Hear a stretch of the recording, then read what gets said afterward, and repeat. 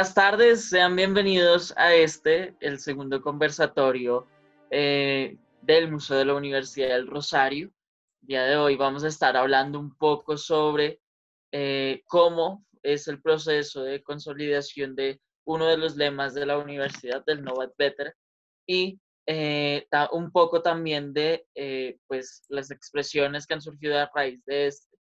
Entonces, pues estamos aquí. Recuerden que este es un espacio abierto para que todas las personas que quieran conocer un poquito más sobre la historia y particularmente sobre la Universidad del Rosario puedan hacerlo y pues que estamos haciéndolo consecutivamente semana con semana con temas distintos en los que vamos a estar hablando con invitados los días jueves, los días martes como hoy. Vamos a hacer unas contextualizaciones.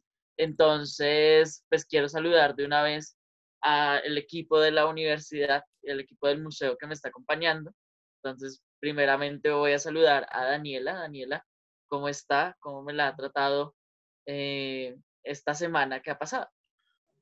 Buenas tardes, Nicolás. Muchas gracias por la presentación y he estado muy bien, muchas gracias. Y por el otro lado tenemos a Iván Quintero. Iván, ¿cómo está? Hola, buenas. Bueno, pues feliz de una nueva semana con los conversatorios del museo y espero que sea de todo su agrado. Recuerden que pueden compartirnos en redes sociales, que pueden ayudarnos a difundir estos espacios de conocimiento cultural a través de sus redes sociales. Y mi nombre es Nicolás Riascos y seré quien estará liderando esta conversación del día de hoy. Entonces, pues el día de hoy vamos a hablar sobre el lema de la universidad, el Nova et Vetera, y pues para saber y para las personas que no hacen parte de la universidad, pues esto tal vez no les dice nada, pero pues es uno de los lemas institucionales. Entonces, yo quisiera que habláramos un poco de eso, de qué significa Nova et Vetera, de dónde viene el término.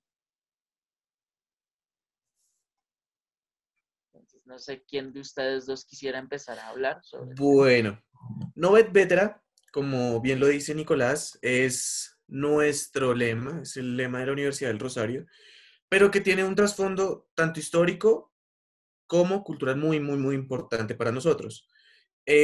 Inicialmente, cabe decir que significa siempre antiguo, siempre nuevo, o bueno, siempre nuevo, siempre antiguo, no va et vetera.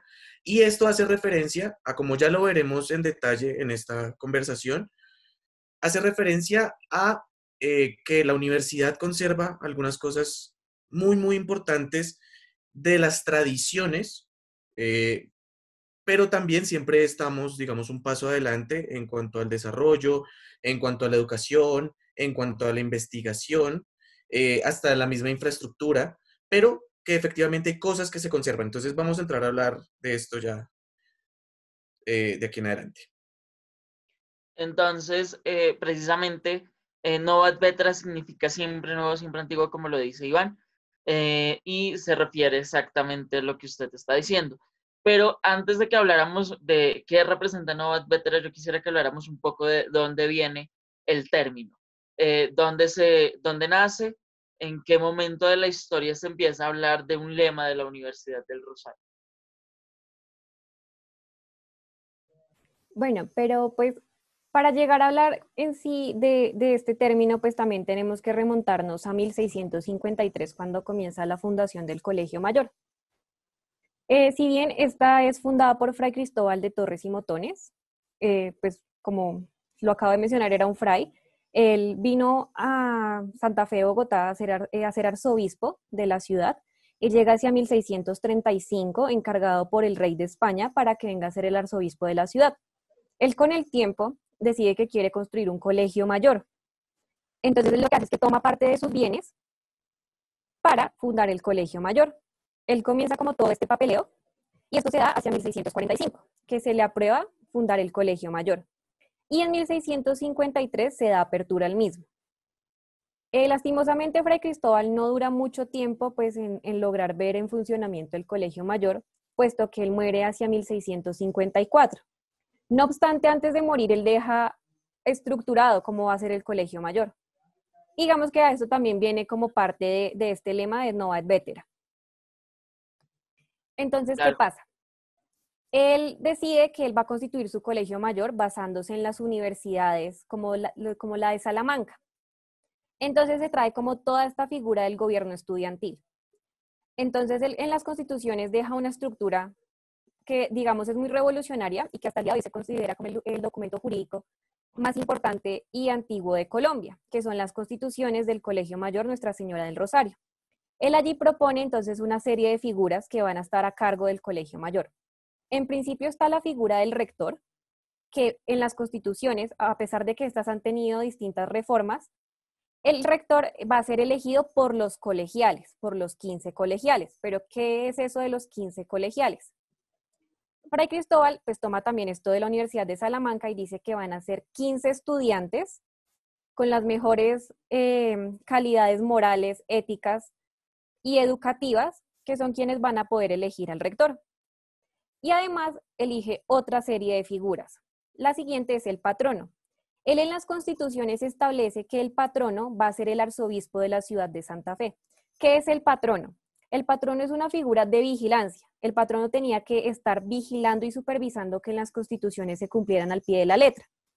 Si bien Fray Cristóbal quería que fuera el arzobispo de Santa Fe, esto no sucede, puesto que el rey, cuando da su aprobación para la fundación del Colegio Mayor, dice que el patrono va a ser el rey de España, puesto que todos los patronatos en las colonias americanas las ejercía era el rey. Y también otra de las figuras que va a funcionar dentro del Colegio Mayor es la conciliatura, que es presidida por el rector, por los colegiales y 5 personas más que van a estar junto al rector, pues ejerciendo toda esta figura de gobierno estudiantil. Digamos que hay algo muy curioso y muy importante de esto, y es que esta serie de figuras al día de hoy existen todavía en el Colegio Mayor de Nuestra Señora del Rosario. Y de hecho las constituciones, a pesar de ser reformadas en distintos momentos de la historia, las constituciones, como bien lo dije antes, se considera el documento jurídico que más ha supervivido en el tiempo y pues todavía funciona en el Colegio Mayor. claro. Entonces, es lo que podríamos llamarlo precisamente antiguo. ¿Qué otros documentos antiguos podríamos referir en el tema de la universidad? ¿Qué otros elementos pertenecen a este veto?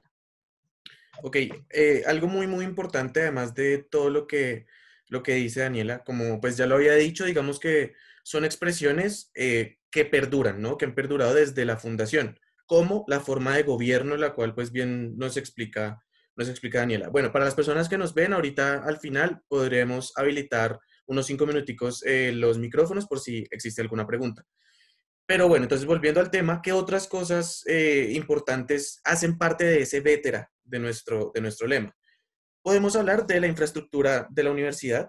Entonces, Dani, ¿me colaboras con la imagen, por favor?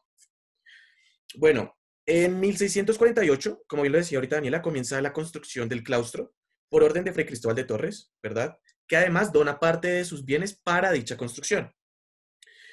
El claustro muestra un estilo colonial muy, muy importante de 2 plantas y es que no, la estamos viendo, Dani, por favor.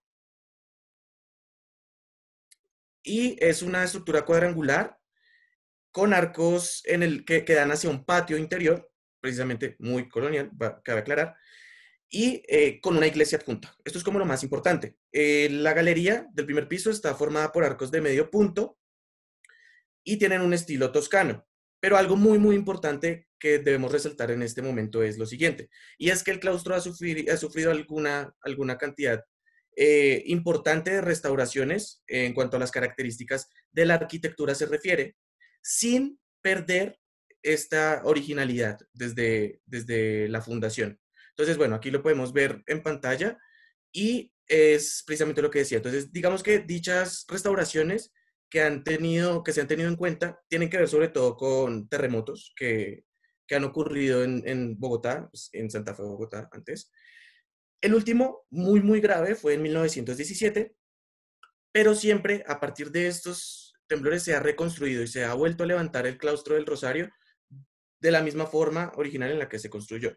Sin embargo, aquí hay que aclarar algo, y es el NOVA. Entonces, ok, perdura en el tiempo el claustro original, si se quiere, pero con ciertas reformas importantes, las cuales, por ejemplo, entre las que tenemos, se construyen algunas aulas importantes, como el aula máxima. También, por ejemplo, se reconstruyen las barandas. Ustedes pueden ver, los que tengan la posibilidad de verlo en este momento en la fotografía, las barandas del segundo piso en un principio eran en madera, y pues bueno, después cambia, digamos, de material, lo mismo que las escaleras centrales del claustro. Entonces, como que siempre estamos en ese juego de que perdure lo que ha sido tradición, que ese tipo de cosas no se pierda, pero que al momento de reestructurar o de remodelar se usen, por ejemplo, hasta los materiales más importantes para la construcción, que se haga siempre unas restauraciones, digamos, de última calidad, pues para que todo esto perdure. Pues hemos hablado un poco de lo antiguo, entonces yo creo que ahora vamos a abarcar la otra parte de el Nova et Vetera, que es precisamente lo nuevo, ese proceso de reformación que viene con la misma instalación del lema de la universidad, ¿no? Porque pues el lema no llega en 1653, sino que es un proceso más reciente. Entonces, no sé si quisieran hablar un poco de lo Nova y particularmente de qué es Nova, o sea, de dónde viene ahora sí la expresión Nova et Vetera y cómo se relaciona con la Universidad del Rosario durante los últimos años. Bueno, antes de que abarquemos el NOVA, que como bien lo dice Nicolás, que más, o sea, mejor dicho, vamos a hablar bien del NOVA y de lo que está pasando también actualmente en la universidad, es el jueves. Pero igual vamos a hablar en sí de dónde viene esta palabra. Si bien Nova et Vetera es una palabra que viene de lo que predicaba Santo Tomás de Aquino, recordemos que cuando Fray Cristóbal funda el Colegio Mayor lo hace bajo lo que predica Santo Tomás de Aquino. Él quiere que el funcionamiento del colegio también sea en base a lo que Santo Tomás de Aquino predicaba. Entonces, ¿qué pasa? Nova et Vetera nace en 1905 y nace como una revista universitaria. Nace gracias a Rafael María Carrasquilla, Monseñor Rafael María Carrasquilla, que era el rector para la época del Colegio Mayor Nuestra Señora del Rosario. Él decide fundar la revista junto a algunos estudiantes y de hecho él participa activamente en la revista. Si bien Nova et Vetera nace, es como el nombre para esta publicación universitaria, posteriormente esto se le va a apropiar como lema al Colegio Mayor, pues porque si bien en una conversación, mejor dicho, en una de las publicaciones de la revista, se le atribuye a Rafael María Carrasquilla que él hace una narrativa en donde genera una conversación ficticia entre dos personas explicando qué es lo Nova y qué es lo Vetera del Colegio Mayor. Y si bien que esas apreciaciones de el Nova y el Vetera que hacen alusión pues a la antigüedad del Colegio Mayor, a las reconstrucciones que se van a vivir posteriormente, a la creación de nuevos espacios en el Colegio Mayor, pero asimismo a mantener, por ejemplo, el funcionamiento de los colegiales, del rector y de estas figuras. Entonces, él genera esta conversación y que posteriormente, pues esto va a generar que el lema se le atribuya al Colegio Mayor, puesto que el Colegio Mayor hace atribución a sí mismo por todo lo que ya hemos venido hablando con Iván, por ejemplo. Complementando un poco eso, dicho texto está, digamos, quienes están interesados en leerlo lo pueden encontrar en el archivo histórico de la universidad, pues por vía internet. Y lo que dice Daniel es muy cierto. En el número 2 de la revista, que salió hacia marzo de 1905, Rafael María Carrasquilla entonces escribe, digamos, una historia en la que simula que están dos personas del Colegio Mayor, Nuestra Señora del Rosario, hablando en ese momento. Y su conversación es sobre qué es lo viejo y qué es lo nuevo. Entonces, por ejemplo, algunas cosas, uno le pregunta al otro, pero entonces, ¿qué es lo vetera? ¿Qué es lo viejo en lo que tenemos? Entonces, viejo, por ejemplo, el claustro, la capilla, el aula máxima, recordemos que esto es hacia 1905. Eh, el tramo donde estaba la biblioteca en ese momento, se estaba construyendo además una extensión para el colegio mayor, pero entonces, ok, ¿y lo nuevo qué es en cosas físicas? Entonces, lo nuevo, por ejemplo, son las restauraciones que ocurren luego de los terremotos que hemos hablado precisamente. También, entonces, tenemos la forma, digamos, de restaurar las constituciones, porque claramente a través de, si bien han perdurado hasta el día de hoy las constituciones del Rosario, pues han tenido sus modificaciones, ¿verdad? Pero entonces, esto que no se palpa, las cosas que no son tangibles, ¿qué es lo viejo y qué es lo nuevo? Entonces, lo viejo, las constituciones, las tradiciones del colegio, las cuales pues ya hemos hablado un poco de ellas, el amor a la república, dicen, en 1905, los ejemplos de los grandes hombres, porque pues siempre se ha tenido en cuenta esto, ¿no? Que el Colegio Mayor Nuestra Señora del Rosario ha sido cuna de los grandes hombres que han, digamos, levantado de cierta forma al país. Y lo nuevo que son las enseñanzas científicas, un poco, las que se modernizaron un poco las constituciones, el cuidado de la educación física, el amor al progreso, etcétera. Pero entonces aquí hay algo muy importante y quiero que Nico nos colabore. También han habido algunos avances muy, muy importantes, como, por ejemplo, la presencia del primer afrodescendiente en el Rosario. Sí, efectivamente, parte del proceso del NOVA implican los grandes cambios sociales que atraviesa el país durante el siglo XIX, y es que pues tenemos que recordar que en 1653 hay una serie de condiciones que si las pensáramos hoy en día serían inconcebibles, como la esclavitud, como el trato a la mujer, como el tema de las razas. Y después de la independencia, después del 20 de julio y del 7 de agosto de 1819, empieza a cuestionarse mucho esos órdenes establecidos. Entonces, lógicamente, una institución que perduró tanto tiempo en el tiempo eh, y que ha sido llamada como la cuna de los grandes debates nacionales, también participa dentro de estas formas pues de cuestionamientos de forma activa. Entonces, también podríamos decir que lo NOVA viene con esa serie de transformaciones entre las que está precisamente el primer afrodescendiente que ocupa una curul en el Congreso, que es Luis Antonio Robles, que vivió muy poco tiempo y que recibió su educación en, en el Colegio del Rosario, que nace siendo esclavo, pero que con el tiempo y con la libertad de los hombres, la ley que promulga José Hilario López, llega a estudiar en el Rosario, y lógicamente eso fue una ruptura social muy fuerte en su momento, porque pues en ese momento todavía se mantenía algo esa tradición de que eran hombres blancos, de familias que pues familias características de unas sociedades específicas. Es decir, ese tipo de personas que pertenecían a la alta sociedad de las distintas ciudades en donde venían los estudiantes. Pero con la llegada de Robles, pues hay esa ruptura, entonces se empieza a decir que la educación es algo que todos los hombres podrían acceder sin importar su raza, lo cual pues es un discurso bastante transgresor. Lo mismo sucede con el caso de la primera mujer, que Dani tiene muy presente pues la historia de la primera mujer en el Rosario. Digamos que entre el periodo que Luis Antonio Robles y la primera mujer entra al Colegio Mayor de Nuestra Señora del Rosario pasa casi medio siglo. Recordemos que Luis Antonio Robles ingresa al Colegio Mayor del Rosario hacia mitad de 1800. Entonces digamos que siempre es bastante tardío.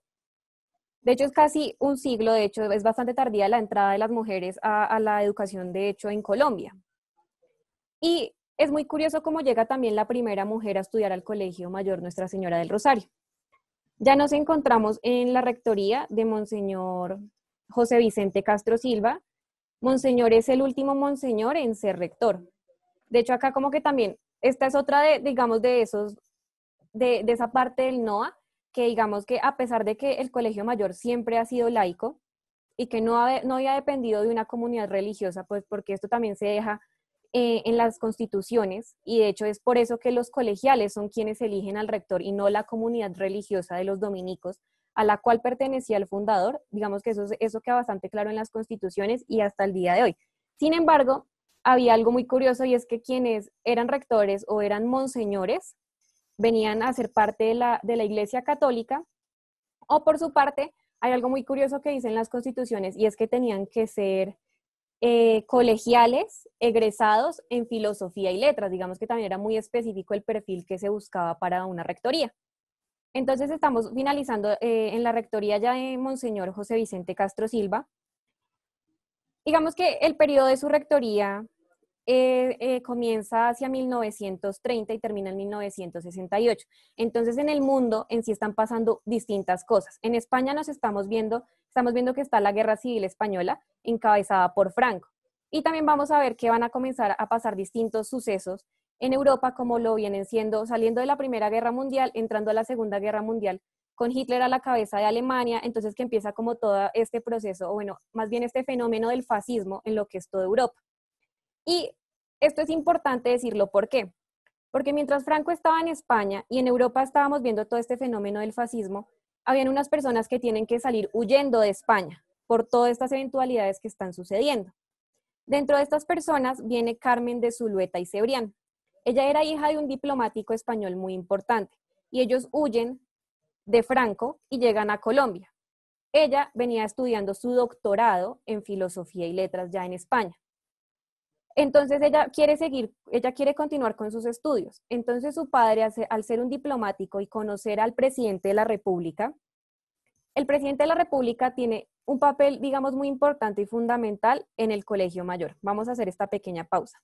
Yo les venía contando que existía el patrón, que Fray Cristóbal quiere que sean los arzobispos, pero no pasa, es el rey de España. En 1819, cuando Simón Bolívar, digamos que logra ya en sí la independencia de los reinos de ultramar españoles, él dice que los patronatos que ejercía el rey en las colonias americanas ahora van a ser ejercidos por el presidente de la República. Y hasta el día de hoy el presidente de la República ha tenido ese nexo y ese vínculo con el Colegio Mayor del Rosario. El presidente de la República viene a ser el patrono y el patrono, digamos, aún hoy en día sigue muy vinculado al Colegio Mayor, puesto que él tiene que presidir cuando llega un nuevo rector o también pues los colegiales, cuando se postulan los 15 colegiales, pues porque esto va cambiando. No, digamos que los 15 no se mantienen constantemente, pues porque son estudiantes de pregrado y si se gradúan, pues digamos tiene que llegar un nuevo colegial. Entonces, este político español le solicita muy amablemente al presidente de la República que ayude a su hija para que continúe con sus estudios de doctorado en filosofía y letras. El presidente, al tener ese vínculo con el Colegio Mayor, decide decirle a José Vicente Castro Silva que por favor permita que Carmen de Zulueta y Cebrián venga a estudiar al Colegio Mayor. Castro Silva accede, pero pasa algo. Él dice como, bueno, yo he educado muy bien a mis estudiantes, son muy respetuosos, están bajo unas doctrinas éticas, morales y religiosas muy adecuadas. No obstante, el claustro no está hecho aún para mujeres. No solo por su estructura, sino pues porque solo estudiaban hombres y ver a una sola mujer por los pasillos del claustro pues también era a veces un poco raro. Digamos que también entraba como en estos estereotipos de pues una mujer estudiando, entre otras cosas. Así que Castro Silva lo que decide hacer es que le va a enviar los docentes a su casa. Y ella solo llegó al Colegio Mayor en ocasiones muy específicas. Venía a presentar sus exámenes finales y vino el 31 de octubre de 1939 a recibir su diploma de doctorado y además a recibir el mérito por su tesis, pues porque ella tiene una tesis religiosa, de hecho, y que recibe los más grandes elogios por parte de Castro Silva. Entonces, digamos que el hecho, pues, de que si bien ella no viene en sí directamente al claustro a estudiar, esto da paso y abre a que las mujeres, más o menos unos 10 años después, lleguen a estudiar en sí al claustro, que se abra el claustro a las mujeres. Pues efectivamente, creo que eso es precisamente lo que se refiere el NOVA en gran medida, ¿no? A la idea de que nos vamos transformando, nos vamos adaptando a las nuevas ideas y por lo mismo es que la Universidad del Rosario tiene un compromiso contundente con la innovación, porque necesitamos precisamente llegar a esos procesos de seguir construyendo el conocimiento y seguir construyendo de la mejor manera posible todo lo que pues, se puede hacer a través de las ciencias, a través de la educación, que es nuestro fuerte. No sé si quisiéramos hablar un poco más de la innovación y de lo que también sigue siendo nuevo, o pues Iván creo que quiere hablar. Sí, Es que esto ha sido un constante proceso de innovación.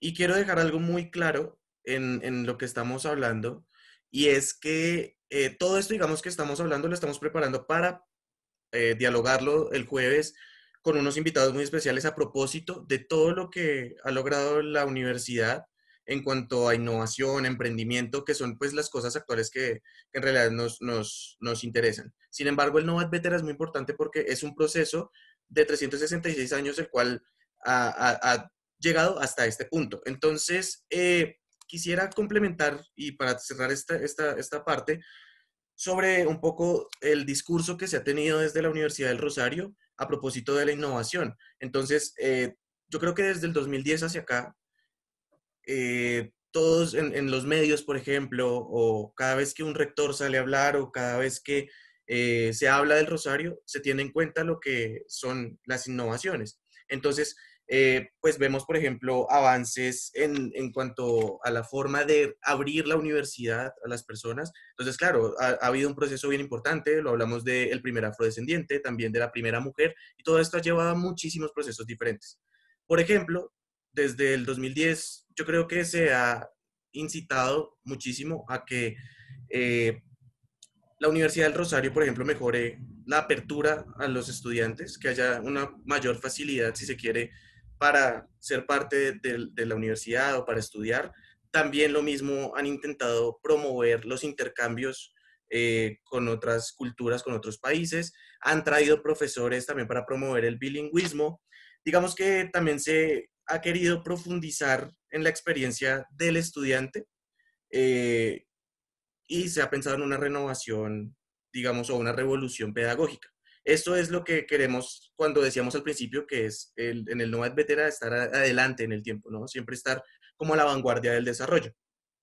Y para Claro, cerrar esta parte, quisiera, no sé, Dani, ¿me puedes dejar compartir pantalla, por favor? Eh, Quisiera mostrarles.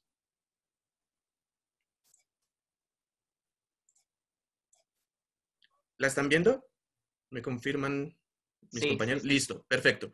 Entonces, este es un texto del 2007 en el que se pueden ver, digamos, y me parece muy interesante. Obviamente se necesita una actualización, pero es más o menos esto lo que ha querido mostrar la universidad y quiero que lo tengamos claro. Entonces, como una comparación entre lo que fue desde la fundación en 1653 hasta, puede ser, el día de hoy. Entonces, es como para resumir lo que hemos hablado hasta el momento. Entonces, en cuanto a planeación institucional, si se quiere ver, eh, se habla entonces de Fray Cristóbal. En su fundación había un rector y un vicerrector como figuras importantes. Luego se tiene, digamos, otras posibilidades de gobierno, que ya Daniela lo explicaba. Luego, en cuanto a la calidad, quiero, y esto es algo muy, muy interesante, si ustedes pueden ver aquí en la pantalla, en el principio, digamos, cuando se funda la universidad, se habla de que la calidad estaba dada por la limpieza de sangre de los postulantes y calidad académica de los egresados. Era un discurso muy, muy, muy diferente a lo que se ve hoy. En cambio, hoy, entonces ya hay procesos internos de distintos comités y facultades, los cuales acreditan la academia. Entonces también se hace apertura y se cambia el discurso un poco racial, ¿no?, que se tenía en ese momento. Ujú. La internacionalización, entonces, todo era y relacionado para los españoles, obviamente en la fundación, era un privilegio, y pues seguramente hoy lo sigue siendo, pero era un privilegio únicamente para españoles el pertenecer al colegio mayor. Ya ahora, pues hay gran movilidad de profesores y estudiantes. En cuanto a, por ejemplo, la docencia, entonces, en principio los catedráticos eran elegidos por la comunidad avanzada científica en la región. Ahora hay docentes que usan diferentes metodologías y esto es lo que se promueve para asegurar una mejor educación.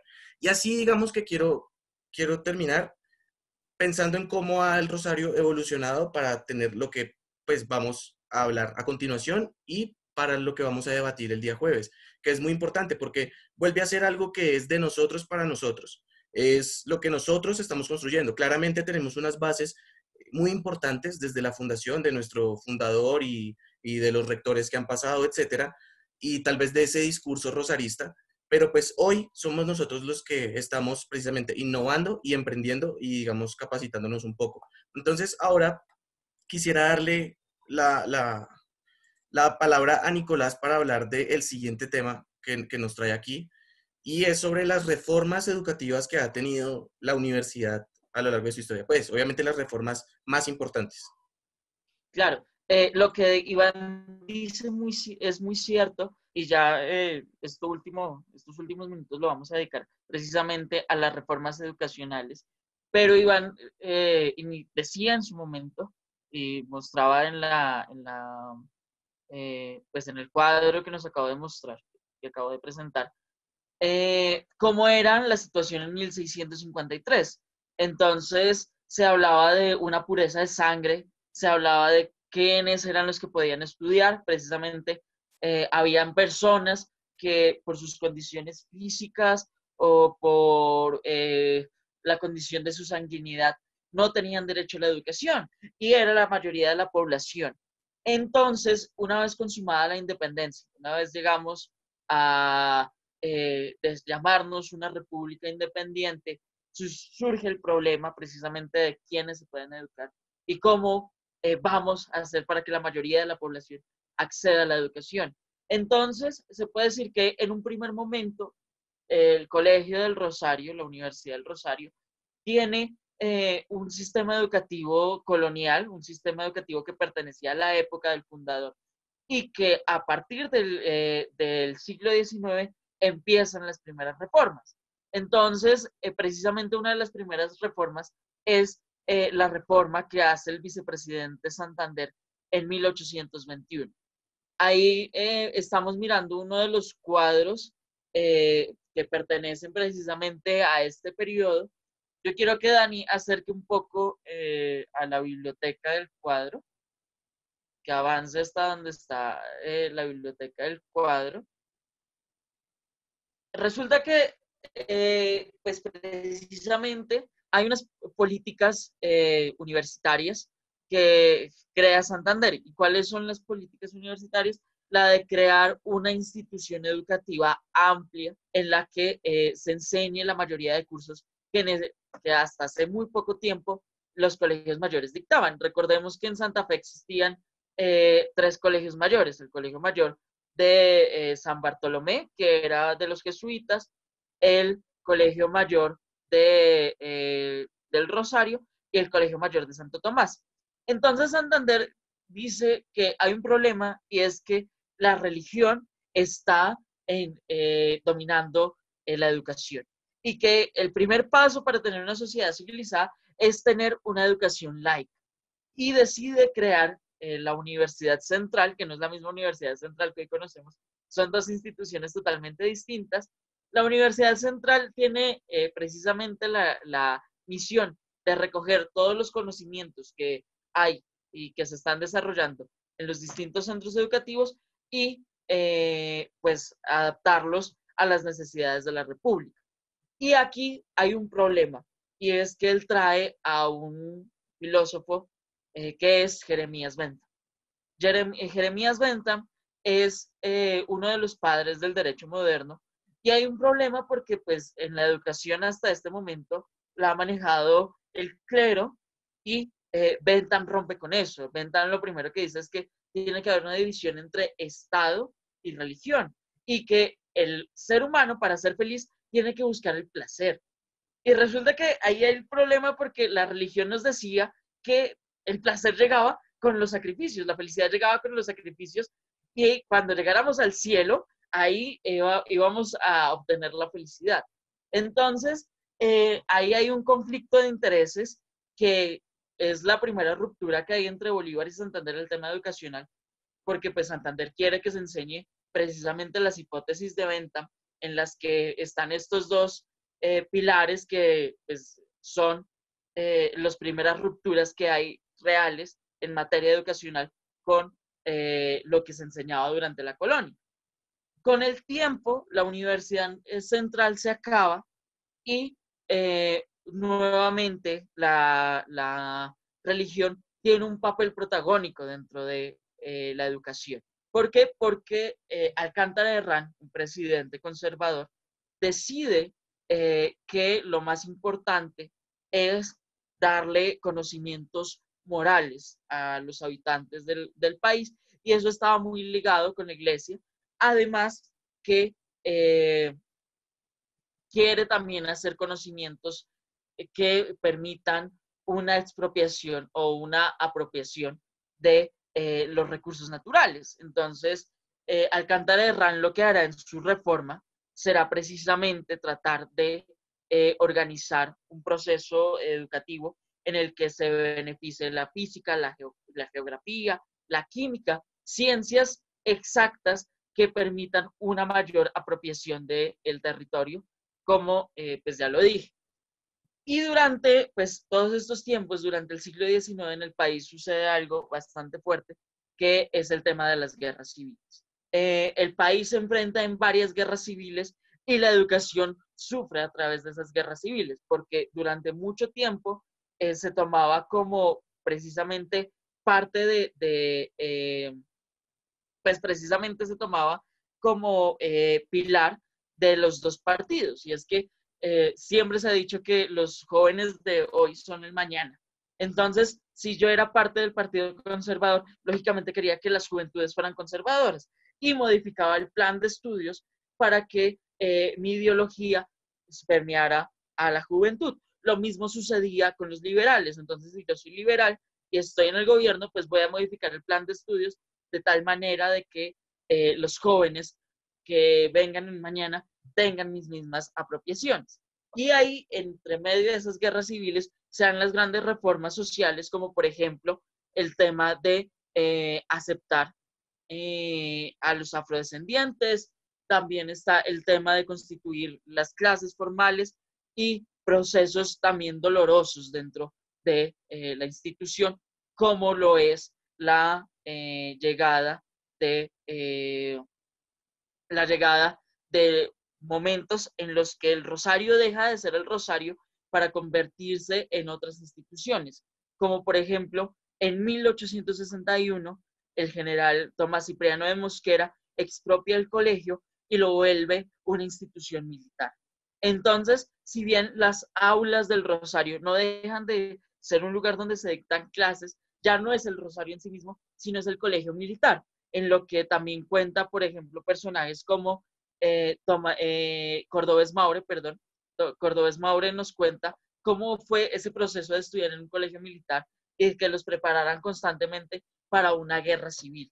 Asimismo, hay que hablar, Cordobés Maure es muy importante para rescatar un poco las memorias del siglo XIX, porque es precisamente él quien nos va a hablar de hechos de innovación que también tienen protagonista el Rosario, como por ejemplo el primer globo aerostático que sobrevuela la ciudad de Bogotá, que pues fue un avance tecnológico que ya estaba muy bien estudiado en Europa, los hombres ya volaban en Europa, pero que pues el primer globo aerostático vuela y despega desde la Plaza del Rosario, desde el centro de la universidad, lo cual refleja nuevamente ese compromiso que había con la innovación desde tiempo atrás. El Rosario, cuando vuelve a tener total control sobre lo que puede enseñar, hasta ya finales del siglo XIX, hasta la llegada de Rafael María Carrasquilla. Porque Rafael María Carrasquilla dice él en alguna entrevista que le hicieron, en algún escrito, donde aparece él, dice que a él le entregaron un colegio y él entrega una universidad. Precisamente por eso, porque él, a través de las primeras reformas que se logran hacer durante su gobierno como rector, es que se empieza ya a hablar de la Universidad del Rosario.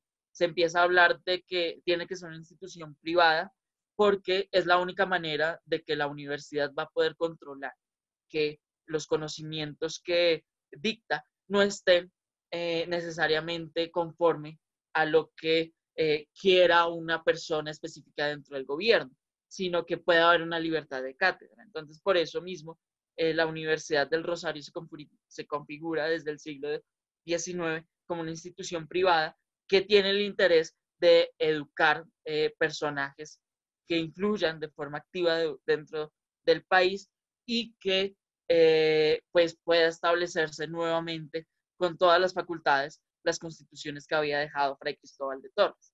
porque durante el siglo XIX, si bien el Rosario tenía cierta autonomía y aún habían rectores, habían ciertas cosas que no se tenían tan de cuenta, como por ejemplo la colegiatura es más bien algo simbólico.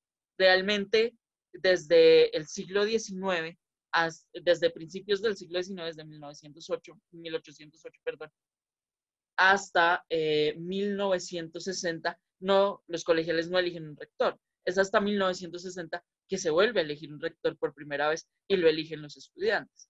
Entonces, todas estas reformas nos cuentan un poco del pasado de la educación nacional porque pues nos hablan precisamente de cómo se consolidan los discursos educativos dentro del país, pero también nos hablan de cómo la universidad resiste durante todas estas épocas, durante todas las guerras civiles, y cómo pues, a mediados del siglo XX se restaura totalmente la universidad y llega a ser lo que tenemos hoy en día, que Iván también conoce, pues también preparó un poquito de, pues que es hoy la Universidad del Rosario, que no sé si lo quiere explicar muy brevemente. Yo Antes, quisiera eso. antes hacer una pequeña anotación aquí. A pesar de que Santander no era rosarista, yo quiero retomar otra vez a Santander. ¿En qué sentido? Él hacia 1821, como bien ya lo decía Nicolás, él quiere hacer una serie de reformas educativas en lo que venía a ser ya la Gran Colombia. Algo muy importante y que usualmente nunca se tiene en cuenta es a las mujeres. Dentro de todo este proceso de la construcción de república, en el proceso de independencia, tanto hacia 1810 como hacia 1819. Resulta que es que Santander es muy importante, pero también las mujeres que estaban detrás de todo este proceso que han sido muy invisibilizadas. Resulta, yo les quiero hablar de María Concepción Loperena. Ella nació en el Valle de Upar, que hoy en día es Valle de Upar. Ella venía de una familia, su padre pues era español y su madre era de acá de la Nueva Granada. Si bien ella se casa con una persona, con un militar español, digamos que ella está un poco en desacuerdo con todo lo que está pasando. Y de hecho esta mujer es supremamente importante porque ella empieza a hacer un movimiento de mujeres revolucionarias e independentistas en lo que era toda esta zona del virreinato. Y ella es tan fundamental y tan importante que de hecho Santander nota esto y ella le propone a Santander crear un centro educativo, un colegio nacional en el Valle de Upar, a cargo de ella. Y bajo un decreto, el 6 de agosto de 1821, se da apertura a este colegio, en donde el método de enseñanza era el método Lancaster. El método Lancaster se basa en que el maestro o quien va a dirigir los grupos de enseñanza va a tener la participación de alumnos que han aprendido otra serie de cosas para seguir instruyendo a sus otros compañeros. Esto también es muy importante porque es también ver el papel de todas las mujeres que han sido invisibilizadas en la construcción de la República y en la apertura de la educación, no solo para los hombres, sino también para las mujeres, que era lo que estas mujeres propendían desde 1820. Entonces también quería hacer este apunte porque considero que es muy importante que no se invisibilice el papel que jugaron las mujeres en la construcción de República. Dani, esos son los mismos primeras bases de los colegios normales, ¿cierto? Es decir, sí hay que decirlo, y tal vez sí me hizo falta, porque precisamente hay que decir que durante mucho tiempo las primeras letras de muchos colombianos fueron precisamente de profesoras educadas en los colegios normales, las cuales pues no podían llegar a tener un título universitario, pero que sí fueron estudiantes y formadores de conocimiento. Bueno, entonces para ir ya cerrando, para ir terminando nuestra conversación de hoy, quisiera antes de, digamos, lanzar la bomba sobre quiénes nos van a acompañar el día jueves, pasado mañana, para compartir un poco sobre las innovaciones, los emprendimientos y las cosas, digamos, más tangibles que todo este proceso histórico nos ha traído. Quisiera hablar un poco de lo que fueron el nacimiento de las diferentes carreras en la Universidad del Rosario. Entonces, primero tenemos que filosofía, teología y cánones, junto con jurisprudencia, fue creada hace 1653, fueron creadas hace 1653, con la fundación del Colegio Mayor Nuestra Señora del Rosario. Medicina digamos que un poco, esa cátedra también se había abierto por el fundador en ese momento, pero por falta de maestros y estudiantes impidió que se institucionalizara la carrera, así que digamos que de cierto modo desapareció para ese momento. La cátedra de matemáticas alcanzó a dictarla José Celestino Mutis y de ello hablamos un poco hace 8 días, y esta data del año de 1762 aproximadamente. Luego vuelve la cátedra de medicina, se reabre gracias al trabajo de Mutis y de Miguel Isla en 1802. Sin embargo, por todos estos procesos también históricos y de guerras civiles, deja de funcionar nuevamente. Luego, la Escuela de Administración ya es mucho más reciente, hace 1965, fue impulsada por Monseñor José Vicente Castro Silva, uno de los rectores más importantes, como ya lo nombraba Daniela hace ratico. La Escuela de Medicina y Ciencias de la Salud vuelve a reabrir hasta 1965, cuando la Sociedad Quirúrgica de Bogotá reanuda sus actividades. Tenemos también, digamos, nombramientos muy, muy importantes que le aportan al día de hoy, digamos, el papel protagónico que tiene la universidad, y es la Escuela de Ciencias Humanas, se crea cerca de 1999, aunque antes, pues bueno, ya teníamos la Facultad de Filosofía y también había una Facultad de Sociología hacia 1996. Luego, pues se combinan todas en la Escuela de Ciencias Humanas. Tenemos también la Escuela de Finanzas y Comercio Internacional, que es creada hacia el 2000 más o menos. El programa de Ciencia Política, uno de los estandartes también de la universidad, que se crea hacia 1997. Entonces, digamos que esto nos da pie para poder hablar de lo que vamos a tener el jueves, que es muy, muy interesante. Entonces, quisiera preguntarle a mis compañeros que nos cuenten cuáles van a ser nuestros invitados y, digamos, con qué sentido son nuestros invitados. Ok, Dani, comienza tú y yo remato. Bueno, queremos compartirles que nos van a acompañar de la Escuela de Administración, nos va a acompañar un colegial de número, que es estudiante de Administración, y la idea es que él nos cuente un poco sobre UR Emprende. UR Emprende, pues, no les quiero contar porque si no, no van a venir el jueves, pero es algo que se está llevando a cabo en esta escuela. Es muy importante porque no solo se relaciona dentro de la Universidad del Rosario, sino que tiene proyectos con diferentes establecimientos e instituciones a nivel nacional, entonces queremos que él nos cuente un poco de eso. También nos van a acompañar de la Escuela de Ciencias Humanas, nos va a acompañar un estudiante de Sociología que ha estado muy involucrado en un nuevo proyecto que es un laboratorio de ciencias sociales. Digamos que esto es algo muy innovador para Sociología, entonces también queremos que nos cuenten cómo se ha llevado a cabo este proyecto y con qué fin. Nos van a acompañar también un egresado de la Facultad de Economía. Él ahorita se encuentra trabajando en el DANE, entonces también queremos ver esa perspectiva más institucional y gubernamental acerca pues de lo que se está haciendo ahorita en el DANE a nivel país. Y por último nos van a acompañar de la Escuela de la Gobierno, Facultad de Ciencia Política. de la Facultad de Ciencia Política, Gobierno y Estudios Urbanos. Lo siento por el nombre, sino que ellos hace poco cambiaron de nombre, entonces a veces suele ser un poco confuso. Y nos van a acompañar un profesor y un estudiante que nos van a contar acerca de algo que se llama Ideópolis. Les voy a hacer un pequeño adelanto porque ustedes pueden hacer parte de esto. Esto no es solo para la comunidad rosarista. Ideópolis es un proyecto que quiere innovar, digamos, en la ciudad de Bogotá. Entonces ustedes pueden proponer una serie de ideas para cambiar o mejorar algún aspecto que ustedes consideren y se pueden ganar un premio en dinero para ejecutar dicho proyecto. Acá pueden participar ya sean rosaristas o no. Acá puede participar todo el mundo. La idea es que ustedes pues tengan un proyecto de cambio en la ciudad. Sí, de hecho, nos va a acompañar, el estudiante que nos va a acompañar fue el ganador de el año pasado y la convocatoria está activa. Entonces, la idea también es mostrar un poco de esto para pues las personas que se animen y que quieran aportar en algo y que necesiten un poco de ayuda, pues podrían hacerlo a través de estas iniciativas, de esta y de otras iniciativas que también tiene la universidad. Entonces, pues nada, creo que esto ha sido todo por hoy. Sí, antes de cerrar, pues agradecerles su presencia y que estén acá. Creo que esta mirada institucionalista también es muy, muy importante, pues porque claramente todo lo que ha ocurrido y todo lo que se ha construido detrás de nosotros es lo que nos permite a nosotros hoy y este jueves hablar de todo lo que vamos a hablar y de cosas tan importantes que muchas veces no son visibilizadas. Entonces, muchísimas gracias por su tiempo. Creo que vamos a dar paso a las redes sociales para que nos sigan y nos apoyen, por favor. Bueno, les queremos contar Entonces, acerca de esta nueva plataforma que es Google Arts and Culture. Acá van a encontrar todas las obras de la universidad, algunas exposiciones, y acá encuentran cada una de las obras por época, por siglo y su respectiva descripción. También nos encuentran en Facebook como Museo de la Universidad del Rosario o @museo.ur.